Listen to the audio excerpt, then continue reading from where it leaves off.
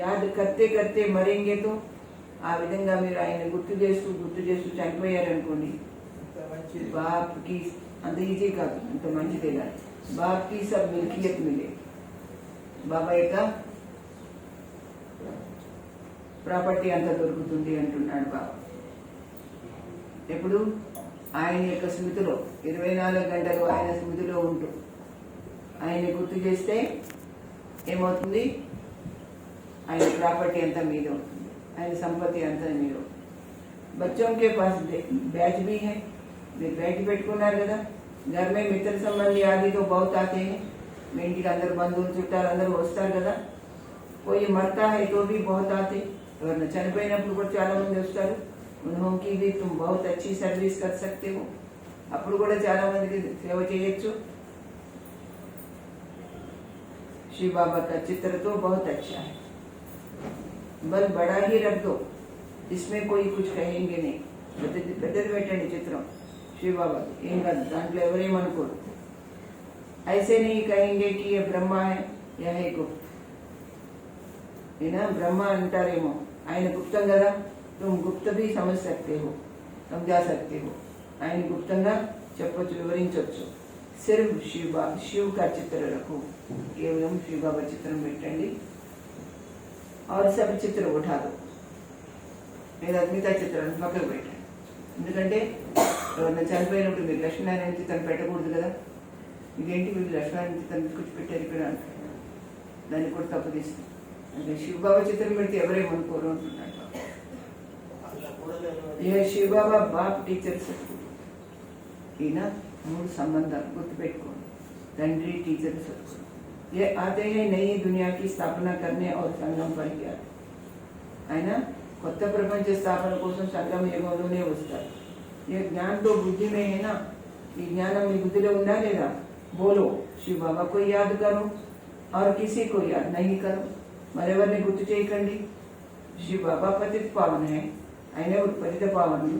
वो कहते हैं मुझे याद करो तो तुम मेरे साथ आकर मिलेंगे. ఆయన ఒకటే చెప్తున్నారు, మీరు నన్ను గుర్తు చేస్తేనే నన్ను వచ్చి కలుసుకుంటారు. तुम गुप्त सर्विस कर सकते हो. ये लक्ष्मी नारायण इस नॉलेज से ही बने हैं. ఈ లక్ష్మీనారాయణ కూడా ఈ జ్ఞానం తీసుకుని ఇలా తయారయ్యారు. ఈ విధంగా గుప్తంగా మీరు సేవ చేయండి అంటున్నాడు బాబా.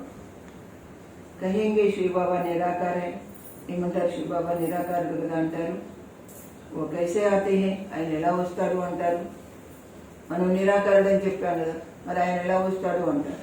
అరే తుమ్మారి ఆత్మ भी तो నిరాకార హై, మీ ఆత్మ కూడా నిరాకారమే కదా, మరి ఎలా వచ్చింది? శరీరంలో ప్రవేశించింది కదా.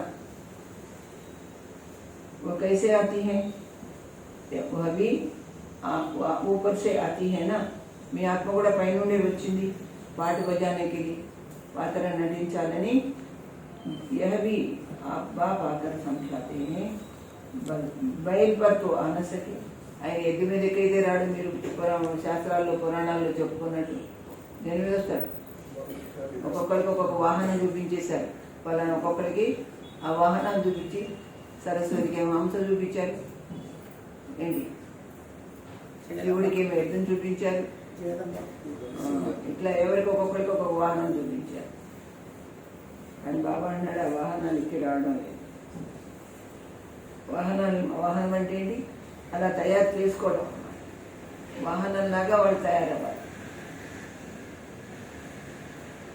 బయలుపరితో అనసకే బోలేగా కలిసే చెప్పండి. ఎద్దు మీద వచ్చానుకో మాట్లాడతాను, ఇలాగా ఎద్దు మాట్లాడుతుందా? మాట్లాడు. సాధారణ బూడే తన్మే ఆతే హై, మనిషి శరీరంలోనే ఒక సాధారణ మానవ తనువులో వస్తాను. సంజానేకి भी बड़ी युक्ति चाहिए, చెప్పడానికి కూడా కొంచెం ఉపాయం ఉండాలి కదా. कोई कहते तुम भक्ति नहीं करते हो, మిమ్మల్ని ఎక్కడికైనా వెళ్తే మీరు భక్తి చేయరు అని అంటారు. బోలో హమ్ తో సబ్ కుచ్ కర్తే, మేము అన్నీ చేస్తాము అని చెప్పండి. అంతేగాని అది చేయము ఇది చేయము అని గొప్పలు చెప్పుకో. మీ భక్తి కంప్లీట్ అయింది, ఇక్కడికి వచ్చారని బాబా మీకు ఇక్కడ చెప్పాడు. అందుకని బయట వాళ్ళ ముందు మీరు అది చేయము ఇది చేయమని పొదిరి కొట్టద్దు అనమాట. మేము అత్యనము ఇత్తనము ఇదే చెప్పుకుంటారు ఎక్కువ. ఏదో గొప్ప దాన్ని త్యాగం చేసేసిన అసలు చెయ్యను. युक्ति से चलना होता है, किसको उठाने के लिए सोचना चाहिए ఎవరికైనా జ్ఞాన మార్గంలో నడిపించాలంటే ఆలోచించాలి क्या युक्ति रचे ఏ విధంగా వాళ్ళని మార్గంలో నడిపించాలి कोई को नाराज भी नहीं करना है ఎవరిని ఇబ్బంది పెట్టద్దు గృహస్థ వ్యవహారం మీద అయితే సిర్ఫ్ పవిత్ర रहना है గృహస్థంలో ఉంటూ కేవలం పవిత్రంగా ఉండాలి तुम कहते हो बाबा सर्विस नहीं मिलती బాబా ఏమన్నారు సేవ దొరకదు అంటారంట మీరు మాకు సేవ దొరకట్లేదు అంటారు లేదా సేవ లేదా చేసేవాళ్ళకి సేవ లేదా ఉంది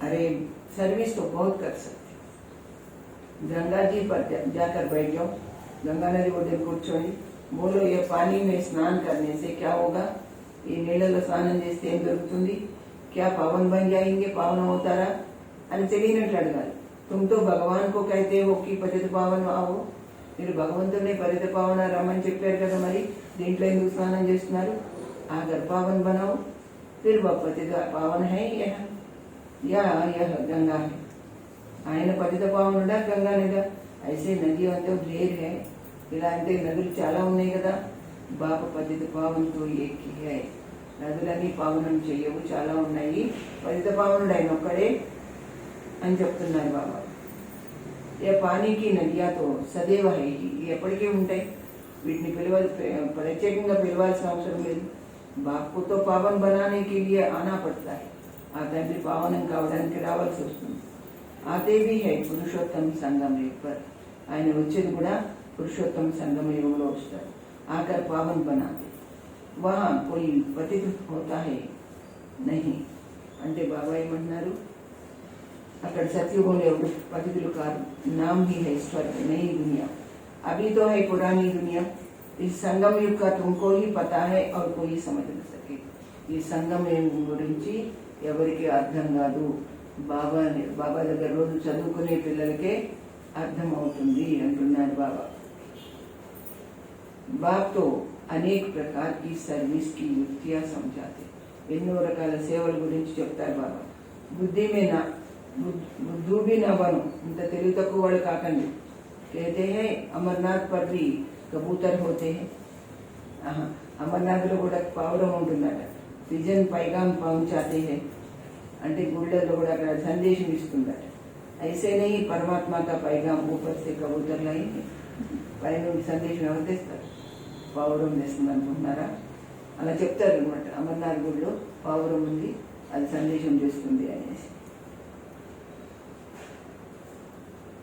यह भी सिखलाते हैं उनके पाँव में लिखकर बांधेंगे तो ले जाएंगे దాని దాని కాలి కడితే అది తీసుకొని వస్తుంది उनको सहज रीति दाना मिलता है तो और कहाँ भटकने की दरकार है బాబా అన్నాడు ఎక్కడ తిండి గింజలు దొరికితే అక్కడికి అది వెళుతుంది అలవాటు చేస్తారు దానికి ఎక్కడ బాగా అది తప్పకుండా వస్తుంది అన్నమాట ఆ విధంగా అది వెళ్తాయి అంటున్నాడు तुमको भी ये दाना मिलता है ना మీకు కూడా తక్కువ చేశాను మీకు కూడా జ్ఞానం అనేది తెలియ పెడుతున్నాను కదా ఏం చేస్తున్నారు तुम्हारी बुद्धि में है विश्व की बादशाही మీ బుద్ధిలో విశ్వ సామ్రాజ్యం जो यहाँ से मिलती है ఇక్కడి నుంచి దొరుకుతుంది ఇక్కడ మీరు తయారు చేసుకుంటారు वो फिर समझते हैं दाना यहाँ मिलता है तो फिर हिर जाते हैं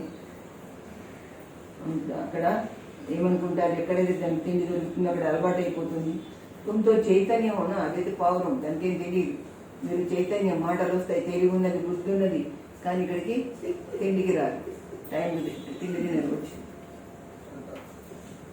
तुमको अविनाशी ज्ञान रत्नों का दाना मिलता है ना अविनाशी ज्ञान रत्नालने दొరుకుతుంది కదా శాస్త్रों में भी है चिड़ियाओं ने सागर को सुखाया శాస్త్రాలు చెప్పారు పక్షులు సముద్రాన్ని అవపోసం పెట్టినాయి అంటారు बहुत कथाएं लिखती है చాలా కథలు రాశారు శాస్త్రాల్లో సముద్రాన్ని ఎవరైనా అవపోసం పెడతారు పిచ్చుకలు ఎంత తాగుతాయి చెప్పండి రెండు చుక్కలు తాగుతాయి 3 చుక్కలు కానీ పిచ్చుకలు అంటే మీరు ఇంత మామూలు వాళ్ళు మొత్తం సాగరం అంటే మొత్తం జ్ఞానం అంతా స్వీకరించారు అని చెప్పడం అన్నమాట దాని అర్థం మనుష్య కహేంగే సత్ फिर कहते हैं सागर से देवता निकले మనుషులు ఏమంటారు అంత సత్యమే అంటారు భగవంతుని కానీ మరి సాగరంలోంచి దేవతలు వచ్చారు అంటే ఎట్లా వస్తారా దేవతలు సముద్రం నుంచి రత్నం की थालियां भरकर ले आई రత్నాలు పళ్ళాలన్నా నింపి తీసుకొచ్చుకున్నారు అని చెప్తారు. సముద్రంలో ఉన్నాయి ఆ రత్నాలు వజ్రాలు అవన్నీ మీకోసం అయితే చెప్పినా కానీ సరే సత్యం అంటారు. అప్పుడు సముద్ర సే దేవత కైసే నికలేగి చెప్పండి. సముద్రం నుంచి దేవతలు ఎలా వస్తారు? ఎప్పుడైనా ఆలోచించారా మీరు? సముద్రమే మనుష్య వా దేవత రహతే హై క్యా? సముద్రంలో మనుషులు కానీ దేవతలు కానీ ఉంటారా అడుగుతున్నాడు బాబా. ఉంటారా? మరి ఎట్లా నమ్మాం అంటే మన బుద్ధి ఇప్పుడు చెప్పకండి, మనకి తెలియదు కదా అంతకుముందు. అది నమ్మాం కదా, ఎవరైతే చెప్తే శాస్త్రాలు అని నమ్మాం కదా. సముద్రమే మనుష్య వా దేవత రహతే హై క్యా? कुछ भी समझते नहीं, ఏది అర్థం కదా మీ బుద్ధికి అంటున్నాడు బాబా. జన్మ జన్మాంతర్ झूठी పడితే సుంటే रहते हैं. జన్మ జన్మలు అసత్యమే చదువుకున్నారు, అసత్యమే వింటూ వచ్చారు. इसलिए कहते हैं झूठी माया, झूठी काया, झूठा सब संसार. सच्चे और झूठे संसार में कितना रात दिन का फर्क है. సత్యమైన ప్రపంచానికి అసత్యమైన ప్రపంచానికి ఎంత తేడా ఉంది? రాత్రికి పగలుకున్నంత తేడా ఉంది. झूठ बोलते बोलते इंसान बन पड़े. మీరు అబద్ధాలు చెప్తూ చెప్తే ఏమైపోయారు? అపవిత్రమైపోయారు. तुम कितना युक्ति से समझाते हो, ఎంత తెలివిగా చెప్పినా కానీ फिर भी कोटों में कोई ही बुद्धि में कोई की बुद्धि में ఎంత జాగ్రత్తగా ఎంత తెలివిగా చెప్పినా అందరి బుద్ధిలో పట్టదు. కోట్లలో ఏ ఒక్కరి బుద్ధిలోనో పడుతుంది అంటున్నాడు బాబా. అంటే నూటికో కోటికో ఒకళ్ళు తయారవుతారు. ఏహై బహుత్ సహజ జ్ఞాన సహజ అని ఇంత సహజం అంటున్నాడు. జ్ఞానయోగాలు బాబా సహజం అంటున్నాడు. అయినా కానీ మన బుద్ధిలో పట్టడం లేదు. బాప్ టీచర్ సద్గురుకు యాద్ కర్నేసే ఉనికి శక్తి బుద్ధి మే ఆ జాయే. ఆ తండ్రిని 3 రూపాల్లో గుర్తు చేస్తేనే ఆ విశేష గుణాలన్నీ కూడా మీలో వస్తాయి. తండ్రిగా ఏమేమి ఉన్నాయో తెలుసు, టీచర్గా ఏమేమి క్వాలిటీస్ ఉన్నాయో ఆయనకి మీకు తెలుసు, సద్గురువుగా ఏమున్నాయి. ఆ 3 రకాల గుర్తుంటే మీకు ఆ క్వాలిటీస్ అన్ని మీకు వచ్చేస్తాయి. అందుకని బాబా యొక్క క్వాలిటీస్ మీరు ఒక్కసారి రోజు గుర్తు చేసుకోండి. कितने क्वालिटीज है? एक दिन किरणों का चित्र सामने रख के पूरा पढ़ो. पढ़ के वो बाप के रूप में क्या दे रहे, टीचर के रूप में क्या दे रहे, गुरु सदगुरु के रूप में क्या दे रहे, ये सब समझते जाओ. ఆ 3 రకాలుగా మీరు అర్థం చేసుకుంటూ ఉంటారు. చిత్రమే చూడం బుద్ధిలో మనకు ఉంటుందా? ఉండదు. ఎదురుగా ఉన్నా కానీ గుర్తుండదు. अपनी जांच करनी चाहिए ना. మిమ్మల్ని మీరు గమనించుకోండి ఏముంది మీలో. हम सब बाबा को याद करते हैं, वह और तरफ बुद्धि जाती है. చెప్పండి, మీరందరూ బాబాని గుర్తు చేస్తున్నారా? ఎక్కడైనా బుద్ధిని పెట్టొచ్చారా? చెప్పండి. వెళ్తుంది అయిటన్నా? నిజం చెప్పండి. బాబా ముందు పోతుంది. ఎందుకు పోతుంది? తెలుస్తూనే ఉంటాం.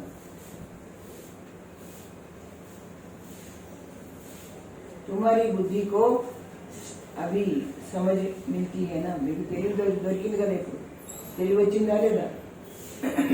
కిట్నీ మీఠీ మీఠీ బాటే బాబు సమझाते. ఎంత మంచి మంచి విషయాలు బాబా చెప్తారు. యుక్తిగా బతాతే, ఎలా నడుచుకోవాలో ఉపాయాలు కూడా చెప్తారు.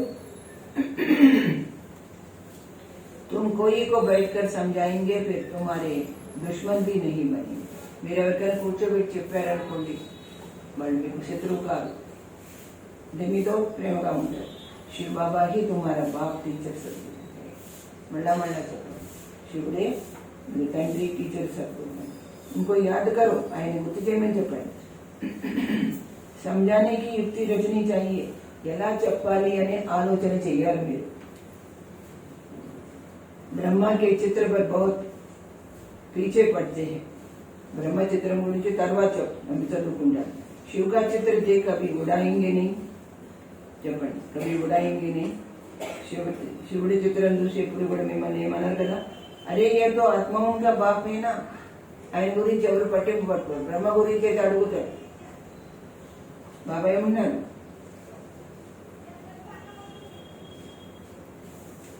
तो बाप को याद करो. बस ఒకటే మాట, తండ్రిని గుర్తు చేయండి. इनमें बहुतों को फायदा है. इनसे बहुतों को फायदा होता है. ఆయన్ని జ్ఞాపకం చేయడం వల్ల చాలా మందికి లాభం కలుగుతుంది. इनको याद करने से तुम पतित से पावन बन गए. वो सबका बाप है ना. एक बाप के सिवाय कोई की याद नहीं आनी चाहिए. ఆయన గుర్తు చేయమనడమే కాదు, ఆయన్ని గుర్తు చేయడంతో పాటు మరెవరి జ్ఞాపకం మీకు రావద్దు అంటున్నాడు బాబా. ఏమంటారు? ఆయన గుర్తు చేయాలి కానీ మరెవరి జ్ఞాపకం రావద్దు అంటున్నాడు. కానీ మనకు రెండో మాట మర్చిపోతాం. మొదటి మాట అన్నా మర్చిపోతాం, రెండో మాట అని మర్చిపోతాం. ఆయన రెండు మాటలు చెప్తున్నారు.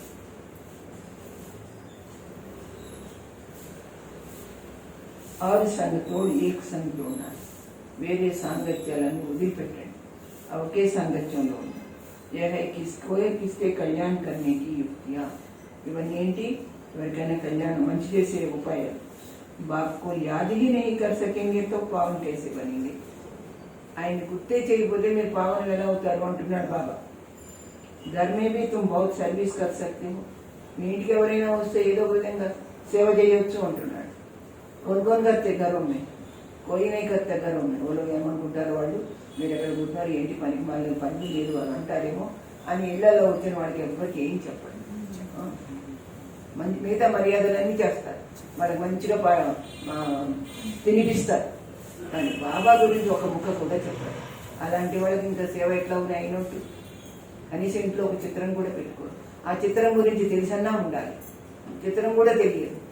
తెలియకపోతే ఎట్లా? ఎవరికి చెప్పరు, మీకు బుద్ధిలో పట్టదు, ఆయన గుర్తు చెయ్యరు, వేరేవాళ్ళ గుర్తు చేయించరు. మీరు ఎట్లా మీరు సేవ చేస్తున్నట్టు? అంటే మనం ఎంత కరెక్ట్గా ఉంటే సేవ చేస్తే అవతల వాళ్ళు తింటారు. మనమే సరిగా లేము, వేరే వాళ్ళకి ఎట్లా చేస్తాం? మన నియమం చక్కగా ఉండాలి కదా, మనం సరిగా ఉండాలి. అంటే ఉంటేనే చేయగలుగుతాం. బహుత్ మిత్ర సంబంధి అది తుమ్కో మిలేంగే. ఎంతో మంది చుట్టాలు పక్కాలు అందరూ వస్తారు ఇంటికి. భిన్న భిన్న యుక్తి అనొచ్చు, రకరకాల ఆలోచన చేసి చెప్పండి. బౌద్ధంగా కళ్యాణ్ కర్ సక్తే హో. చాలా మంది మేలు చేయొచ్చు మీరు. హట్టితో ఏకీ హే. ఎవరికైనా మార్గం ఇది ఒకటే. ఎక్కడ తిరిగినా కానీ, ఏ ధర్మం పాటించినా కానీ అందరు ఇక్కడికి రావాల్సిన వాళ్ళే చివరికి అంటున్నాడు బాబు. మరి అలాంటప్పుడు వాళ్ళకి చెప్తేనే కదా ఎప్పటికైనా ఇక్కడికి వస్తారు. ఇప్పుడు వింటారు, పాటించకపోవచ్చు, తర్వాత ఇక్కడికే రావాల్సి వస్తున్నాను. और कोई हट्टी है नहीं, వేరే మార్గమే లేదు, వేరే దుకాణమే లేదు, ఒకటే దుకాణం, హోల్సేల్ దుకాణం ఇక్కడ. तो जाएंगे कहाँ? ఎక్కడికి పోతారు? వేరే మార్గం లేనప్పుడు ఇక్కడికే రావాలి. అందుకని కనీసం రెండు మాటలన్నా వాళ్ళకి చెప్పండి. చెప్తే కనీసం బుద్ధిలో పడితే ఎప్పటికైనా ఇక్కడికి వస్తారు. ముక్తి కోసమైనా రావాలి కదా. ముక్తి పొందే వాళ్ళు కూడా ఇక్కడికి రాక తప్పదు. భగవంతుడి గురించి లాస్ట్ మూమెంట్లో వినక తప్పదు. మరి మీ ఇష్టం. అది వాళ్ళకి అవకాశం మీరు ఇవ్వకపోతే ఆ పాపం మనకి. अच्छा मीठे मीठे सिकलदे बच्चों प्रति माता पिता बाप दादा का याद प्यार और गुड मॉर्निंग. रूहानी बाप की रूहानी बच्चों को नमस्ते. हम रूहानी बच्चों की रूहानी बाप दादा को याद प्यार गुड मॉर्निंग और नमस्ते. गृहस्थ व्यवहार में बहुत युक्ति से चलना है. గృహస్థంలో చాలా జాగ్రత్తగా నడుచుకోవాలి. ఉల్టా సీదా మాట్లాడడం కానీ, ఎవరినంటే వాళ్ళని ఎలా అంటే అలా అంటాం కానీ అది పనికిరాదు. గృహస్థంలో ఉన్నారు పర్వాలేదు, కానీ మనము నోరు అంటే మన బుద్ధి మనసు అన్ని కంట్రోల్ చేసుకొని, నోరు కంట్రోల్, చెవులు కంట్రోల్, అన్ని కంట్రోల్, దృష్టి కంట్రోల్. ఉల్టా సీదా చేయొద్దు, ఉల్టా సీదా దృష్టి ఉండవద్దు. మనకి అన్ని రకాల జాగ్రత్తగా ఉంటేనే మనం ఎవరికైనా చెప్పగలుగుతాం, లేదంటే లేదు. गृहस्थ व्यवहार में बहुत युक्ति से चलना है. कोई को नाराज भी नहीं करना, ఎవరిని బాధ పెట్టద్దు. పవిత్ర भी जरूर बनना है. అలాగని మీరు పవిత్రంగా కూడా కావాల్సి ఉంటుంది.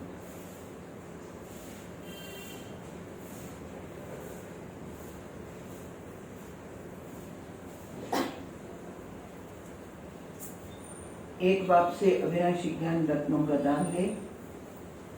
ఒకే తండ్రితో అవినాశి జ్ఞాన రత్నాల దానాన్ని తీసుకొని अपनी बुद्धि रूपी जोली भरपूर रखनी है. మీ బుద్ధి అనే ఒడిని నిండుగా పెట్టుకోండి. अपनी बुद्धि रूपी जोली भरपूर रखनी है. మీ బుద్ధి అనే ఒడిని నిండుగా పెట్టుకోండి అంటున్నాడు బాబా. एक बाप से अविनाशी ज्ञान रत्नों का दाना ले. ఆయన దానం ఇస్తున్నాడు. దాన తిండిని అంటే జ్ఞానరత్నాన్ని ఇస్తున్నాడు. నీ బుద్ధిని ఒడి నింపుకోండి అంటున్నాడు బాబా. బుద్ధి కో భట్కానా नहीं, బుద్ధి ఇక్కడ దారి తప్పొద్దు అంటున్నాడు బాబా.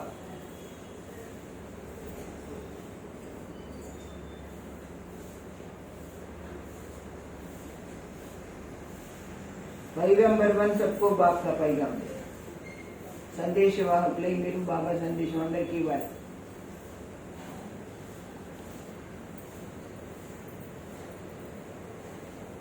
वरदान.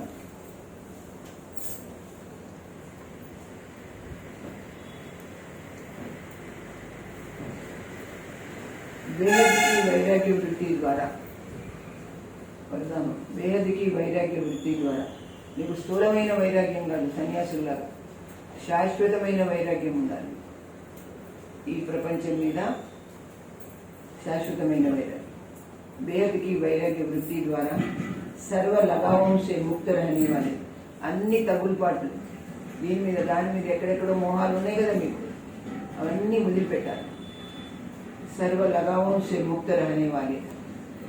అన్ని అటాచ్మెంట్స్ నుంచి, దేని మీద అటాచ్మెంట్ ఉందో, వస్తువుల, వైభవాల, దేహమా, సంబంధాల, ఇంకేంటి అన్నిటి మీద కూడా తగులుపాటు ఉండకూడదు. లగావం సే ముక్త रहने वाले సచ్చే రాజర్షి భవ. నిజమైన రాజర్షి అవ్వండి, లేకపోతే కాదు మీరు రాజయోగి కాదు, రాజర్షి కాదు. సచ్చే రాజర్షి భవ. రాజర్షి అర్థాత్ ఏక తరఫు రాజ్యం, దూసరే తరఫు ఋషి. రాజర్షి అంటే ఒకవైపున మీరు రాజ్యం. ఏం రాజ్యం? ఏం రాజ్యం చెప్పండి? కర్మేంద్రియం పర్ రాజ్య కన్నా. మీ యొక్క కర్మేంద్రియాల మీద మీ కంట్రోల్ ఉండాలి, అది రాజ్యం. ఋషి అంటే తపస్య, అంటే మనము బాబా తప్ప ఎవరూ లేరు అనే ధ్యాసతో తపస్సు చేయడం. రాజర్షి అర్థాత్ ఏక తరఫు రాజ్య, దూసరే తరఫు ఋషి. అర్థాత్ బేహద్కే వైరాగ్యం. అప్పుడే మీరు శాశ్వతమైన వైరాగ్యం వస్తుంది, వైరాగ్యం అవుతారు. अगर कहा भी चाहे अपने में चाहे వ్యక్తి మీ మీద కూడా మీకు అటాచ్మెంట్ ఉండకూడదు. కొంతమందికి వాళ్ళ మీద కూడా వాళ్ళకి అటాచ్మెంట్ ఉంటుందా? ఉందా మీ మీద మీకు? ఎంతమందికి పక్క అయిపోయారు మీ మీద మీకు? లేకపోతే అంటే అందరి మీద ఉండదు. అప్పుడు మీ మీద మీకు అటాచ్మెంట్. దేహం ఫస్ట్ అటాచ్మెంట్. మన దేహం మీద మనకి చాలా ఉంటుంది. దాన్ని ఎంత తగ్గించుకోవాలి అంటే బస్ నేను ఆత్మ ఆత్మ ఆత్మ అనేది బాబా పక్క ఎట్లా చేశారో అలా మనం కూడా ఆత్మ పక్కా చేసుకోవాలి. अगर कहा भी चाहे अपने में चाहे వ్యక్తి में, వ్యక్తుల మీద కానీ, చాహే వస్తువు में, వస్తువుల మీద కానీ, లేక పదార్థాల మీద కానీ, लगाव है तो రాజర్షి में. దేని మీద మీకు అటాచ్మెంట్ ఉన్నా, మోహం ఉన్నా మీరు రాజర్షి కాదు అంటున్నాడు బాబా. ఇప్పుడు చెప్పండి రాజర్షి ఎవరు? రాయండి. మేము రాజర్షి అవునా కాదా అని 100 సార్లు రాస్తారండి. और नहीं रहना बाबा बताए, आप बताने की क्या जरूरत है? బాబా అన్నాడు మేము రాజర్షి కాదు, లేదంటే అవును అనేది 2 మాటలు. ఏం ఎవరు రాసుకొస్తారు? రాస్తారండి. జిస్కా సంకల్ప మాత్ర भी, ఇంకా బాబా డీప్గా వెళ్తున్నాడు. ఎవరికైనా సంకల్ప మాత్రంగా కూడా थोड़ा लगाव है तो, ఇంత మాత్రం లేశమైన మోహం ఉంటే మరగయా ఉస్కే 2 नाव में पाव हुई. 2 పడవల మీద కాళ్ళేసిన వాళ్ళు అవుతారు. నా ఇటు ఉండరు, నా అటు ఉంటారు. 2 పడవల మీద కాళ్ళేసి, ఇటు కలియుగం మీద కొంత, సత్యుగం మీద కొంత. 2 పడవల మీద కాళ్ళేస్తే దుడ్డు మనిగిపోతారు. అటు ఒక పడవ వెళ్ళిపోయింది, ఇటు ఒక పడవ వెళ్ళిపోయింది. మనం ఎక్కడ ఉంటాం? उसके 2 नाव में पाँव हुए ना, फिर ना यहाँ के रहेंगे ना वहाँ के. నా ఇక్కడ ఉండదు, నా బయట ప్రపంచంలో ఏమైపోతారు? ఎందుకు పనికిరారు? इसलिए రాజర్షి బనో. అందుకే తప్పకుండా మీరు రాజర్షి అవ్వండి. ఈజీ కాదు రాజర్షి అవ్వడం అంటే. బేహద్కే వైరాగి బనో. శాశ్వతమైన వైరాగ్యం కావాలి మీకు. అర్థాత్ ఏక్ బాప్ దూసరా, ఒకటే మాట్లాడి తండ్రి తప్ప మరెవరు మాకు లేరు. ఏ పాట పక్కా కరం, ఈ పాటను బాగా నేర్చుకోండి, గట్టిగా నేర్చుకోండి. అది పక్క అయితేనే మన బుద్ధి ఇక్కడ అక్కడ పోదు, లేకపోతే పోతూనే ఉంటుంది. ఎన్ని రకాల ప్రపంచం ఉందో అన్ని రకాల పోతూనే ఉంటుంది. అంత గట్టిగా అయితేనే లాస్ట్లో మనం ఈ పరిస్థితులన్నింటినీ దాటగలుగుతాం, లేకపోతే దాటలేము. స్లోగా క్రోధ అగ్ని రూపే. క్రోధం అనేది అగ్ని రూపం. బాబా అన్నాడు యోగం కూడా అగ్ని రూపం అని చెప్పాడు బాబా. క్రోధాన్ని కూడా అగ్నిగానే వర్ణించాడు. క్రోధ అగ్నికి అగ్ని రూపే జో కుదుకోపి జలాత, అది మనను కూడా దగ్ధం చేస్తుంది, కాలుస్తుంది. కోపం వస్తే మనిషి ఏమవుతాడు, పిచ్చోడ్లాగా అరుస్తుంటాడు. ఆ దూసరం కోపి జలా దేత, కొందరికి లోపల ఉంటుంది క్రోధం, కొందరికి బయట ఉంటుంది. క్రోధంలోనే ఈర్ష్య, ద్వేషం ఇవన్నీ ఉంటాయి కదా. ఇవన్నీ ఏంటి, లోపల ఈర్ష్య ఉన్నా, ద్వేషం ఉన్నా క్రోధం వల్లనే ఉంటాయి కదా. కొందరు లోపల లోపల మండిపోతుంటారు, కొందరు బయటికి ఎగ్జిబిట్ అవుతారు, అంతే తేడా. తెలిసిందా? అందుకని బాబా ఏమంటున్నాడు, మనం కూడా కాలిపోతాం, వేరే వాళ్ళని కూడా కాలుస్తాం. మన వైబ్రేషన్స్ వేరే వాళ్ళకి కూడా వెళ్తాయి అన్నమాట. అందుకని వాళ్ళని కూడా మనం బాధ పెడతాం అన్నమాట. క్రోధం అనేది అగ్నితో సమానం. అందుకని కోపం రావద్దు అంటున్నాడు. కోపం రావద్దంటే ఏం చేయాలి? చాలా మంది శాంతం అంటే ఎట్లా, నేను ఆత్మ, నా స్వధర్మం శాంతి అనేది మాటికి బుద్ధిలో రావాలి. నా తండ్రి శాంతి సాగరుడు, నా ఇల్లు శాంతి ధామం. ఓం శాంతి, ఓం శాంతి చెప్పుకోండి పైసారి. కోపం వచ్చినప్పుడు ఓం శాంతి.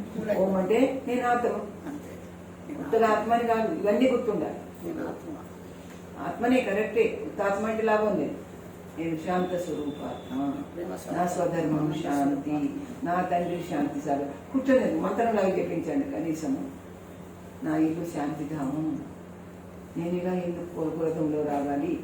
అంత ఓపిక కూడా ఉండదు.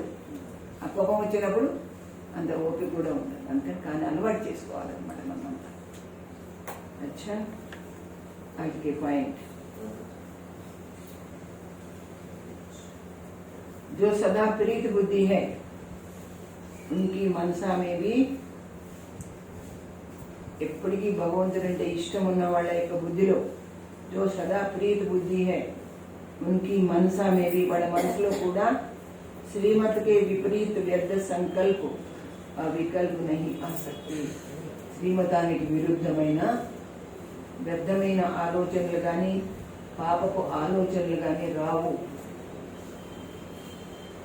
ఎవరు భగవంతుడంటే ఇష్టం ఉన్న వాళ్ళకి మనసులో శ్రీమతానికి విరుద్ధంగా వ్యర్థమైన సంకల్పాలు కానీ పాపపు సంకల్పాలు కానీ రావు అంటున్నాడు. వచ్చినాయి అంటే ఏంటి, వాళ్ళకి ప్రీతి లేదు భగవంతుడి. ఐసే ప్రీతి బుద్ధి రహనే వాళ్ళకి, ఆ విధంగా ఆయనంటే ఇష్టం ఉన్న వాళ్ళే విజయీ రతన్ బంతే హే, విజయీ రత్నాలు అవుతారు.